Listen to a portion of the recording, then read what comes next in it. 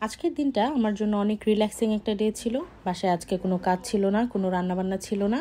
আগের left over biryani ছিল, তো সেই বিরিয়ানিটাই আজকে গরম করে খাচ্ছি। আর বিরিয়ানি যেহেতু খাচ্ছি সেটার সাথে তো সালাদ মাস্ট। খুবই সহজ, খুবই কমন একটা সালাদের রেসিপি আজকে আপনাদের সাথে শেয়ার করব। আমার আগের ভিডিওতে একটা আপু কমেন্ট করেছিলেন যে সালাদের এই রেসিপিটা দেখানোর জন্য, সেজন্যই ঝটপট আপনাদের সাথে সালাদের রেসিপিটা শেয়ার করছি।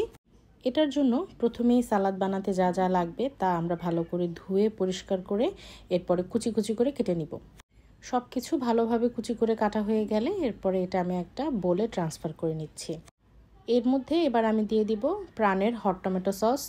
টমেটো সস দেওয়া হয়ে গেলে এরপরে আমি দেব এখানে প্রাণের ধনেপাতার সস। ধনিয়া পাতার সস কিন্তু খেতে এমনিতেই অনেক মজা, অনেকটা চাটনির মতন। এখানে আমি এরপরে স্বাদ অনুযায়ী সামান্য একটু লবণ দিলাম। সব কিছু খুব ভালোভাবে নেড়েচেড়ে মিক্স করে নেব। মিক্স করে নেওয়ার পরে এরপরে এখানে আমি 2 টুকরো লেবু অ্যাড করব, মানে 2 টুকরো লেবুর রস চিপে আমি এখানে দিয়ে দিচ্ছি। লেবুগুলো শক্ত থাকার কারণে এটা নিয়ে আমার অনেক স্ট্রাগল করতে হয়েছে এটা রস বের করতে গিয়ে। তো যাই হোক, আমরা এখানে এবার লেবুর রস দেওয়ার পরে এটা আবার ভালোভাবে একবার মিশিয়ে নেব। সালাদটা হয়ে গেলে এটা এবার আমরা সার্ভিং ডিশে ট্রান্সফার করব। এই সালাদটা কিন্তু আপনি পোলাওয়ের সাথে, ভাতের সাথে, বিরিয়ানির সাথে, মানে যে কোনো কিছুর সাথে খেতে পারেন।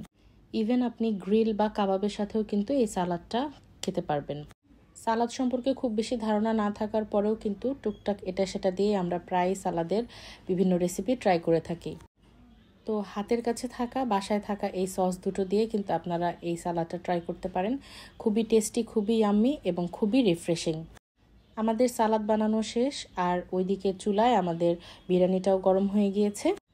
বিরিয়ানি বা পোলাও যতই দেখে মনে হয় যেন না খেতে পারবো না বা খাবো না, খেতে খেতে অস্থির হয়ে গিয়েছে, কিন্তু তারপরও যখন এটা গরম করা হয় এটার ঘ্রাণ শুকলেই কিন্তু খেতে ইচ্ছে করে। আপনাদের যদি এই ভিডিওটা ভালো লেগে থাকে অবশ্যই একটা লাইক দেবেন। দেখা হবে নেক্সট কোনো ভিডিওতে। সেই পর্যন্ত সবাই ভালো থাকবেন, সুস্থ থাকবেন। আল্লাহ হাফেজ।